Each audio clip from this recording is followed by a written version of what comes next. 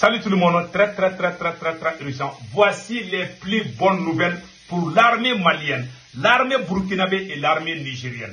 L'une des plus grandes victoires dans la lutte contre le terrorisme.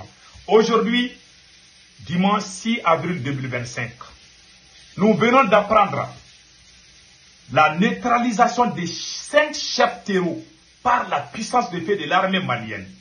Et deuxième bonne nouvelle, l'arrestation d'un agent influent du nom de Ignan Ag Atayer.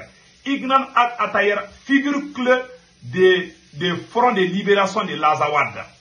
Ce monsieur est une figure importante des terreaux. Ce monsieur, on vient d'apprendre son arrestation. D'autres disent qu'il a été neutralisé, d'autres disent qu'il a été blessé. Mais aujourd'hui, on vient d'apprendre selon la page AS Info, ce monsieur a été arrêté par l'armée du Niger.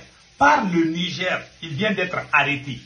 C'est une figure clé des FLA, Front de Libération de l'Azawad. Ceux qui sont basés en Algérie là, ils voulaient se cacher là entre les frontières, il a été arrêté. Ça, c'est la deuxième bonne nouvelle. La troisième bonne nouvelle, l'armée du Niger a découvert beaucoup de grandes choses qu'on va vous montrer tout de suite. Donc aujourd'hui, il n'y a que des bonnes nouvelles seulement.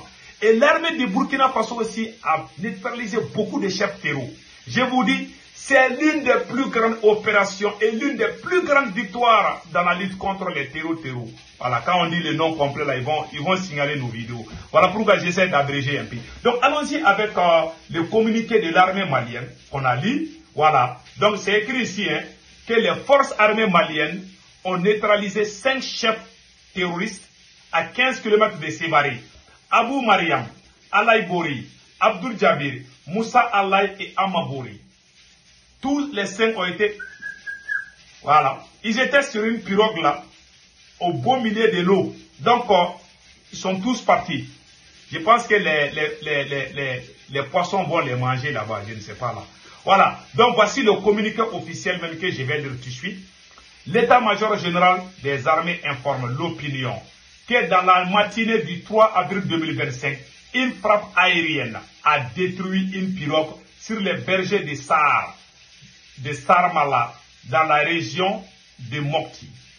La filature des terroristes armés dans le village de Sarejida, situé à 18 km au sud-ouest de Sévaré, a conduit à la cible embarquant de la logistique. Les évaluations confirment la neutralisation des terroristes connus du secteur, y compris Abou Mariam, Alay Bori, Abdul Jabir, Moussa Alay, Amabori. L'état-major général des armées rassure que la recherche et la neutralisation des terroristes continuent et nous vaincrons, fait à Bamako le 6 avril 2025. Bravo à l'armée malienne. Voilà une victoire écrasante. Voilà. Et puis en ce qui concerne l'arrestation de Iglan, on vient d'apprendre selon la page AS Info. Arrestation d'un agent influent, Ignan Ag Atayer, figure clé de FLA et pion d'ingérence étrangère, capturé à la frontière nigérienne. Dans la nuit du 3 au 4 avril, Ignan Atayer, cadre influent du Front de Libération de l'Azawad et ex-officier déserteur de l'armée malienne, a été arrêté à la frontière entre le Niger et le Nigeria. Entre le Niger et le Nigeria, par les forces de défense et de sécurité du Niger. Traqué depuis plusieurs années, il empruntait ses itinéraires pour rejoindre ses contacts au Nigeria, notamment les services de renseignement étrangers avec lesquels il entretenait une collaboration étroite. Considéré comme un agent influent de la France et de l'Ukraine, Ignan Ag Atayer jouait un rôle central dans l'acheminement de la formation de l'équipement des combattants du Front de Libération de l'Azawad à l'usage des drones kamikazes. À travers ses liens avec Akli Chika, il a facilité l'envoi de plusieurs éléments du Front de Libération de l'Azawad en Ukraine pour y recevoir une formation spécialisée tout en orchestrant l'arrivée des formateurs ukrainiens au Mali. Il a lui-même été grièvement blessé le 13 février 2024 lors d'une session de manipulation de drones armés avant d'être discrètement évacué via Mauritanie.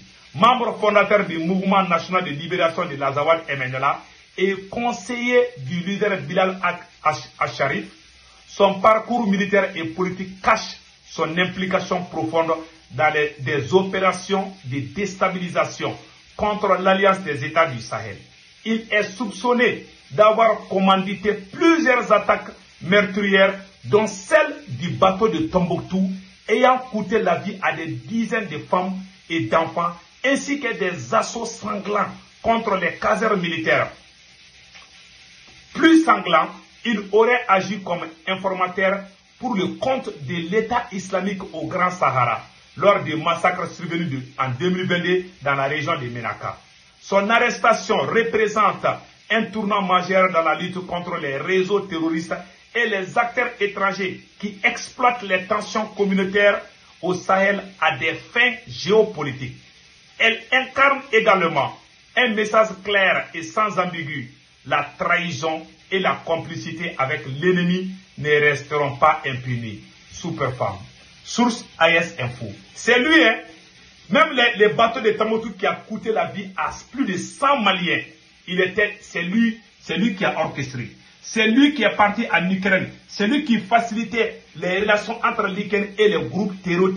C'est lui qui partait au Nigeria pour aller se renseigner et puis venir faire du mal au peuple du Mali, au peuple du Burkina Faso et au peuple du Niger. On vient d'apprendre son arrestation par les braves soldats du Niger, selon AS Info.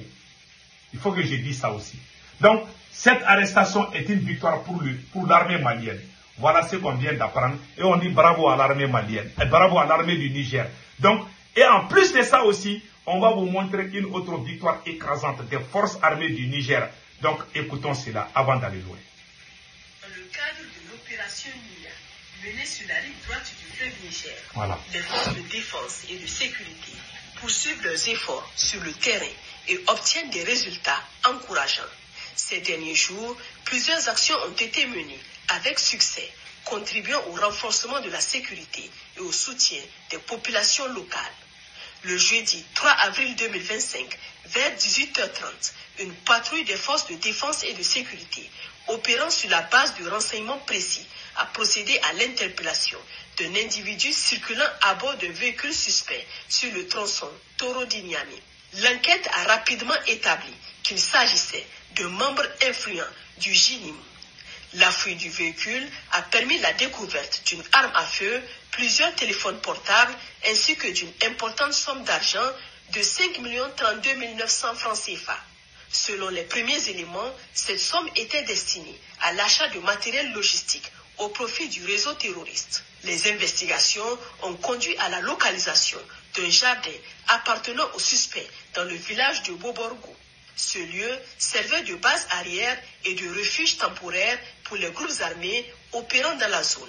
Il s'y déroulait des activités de ravitaillement en vivres, en crédits de communication ainsi qu'en vêtements, notamment des pailles noires destinées à leur camouflage. En face de ce jardin, un stock important de pâtes alimentaires entreposé dans une école a également été découvert. Ce stock était destiné à approvisionner les groupes criminels stationnés dans la région. Le suspect est en outre fortement soupçonné d'avoir participé à l'enlèvement de 2 véhicules de type Yas survenus la veille, mercredi 2 avril 2025 à 19h entre Makolondi et Niaktiré en complicité avec d'autres membres actifs du réseau. Le même jour, une autre... Donc, Abela Dele Aïssa. Donc, vous avez tous entendu maintenant. Donc, il y a eu ça, non seulement il y a eu ça, mais aussi il y a eu une autre grande victoire incroyable. Je vous laisse écouter ça aussi. Ainsi, dans la nuit du mercredi 2 avril, un détachement des forces de sécurité en patrouille aux abords de Toumour a intercepté et saisi 10 bidons de 25 litres d'essence et 21 sacs de farine de maïs destinés à approvisionner ces groupes armés.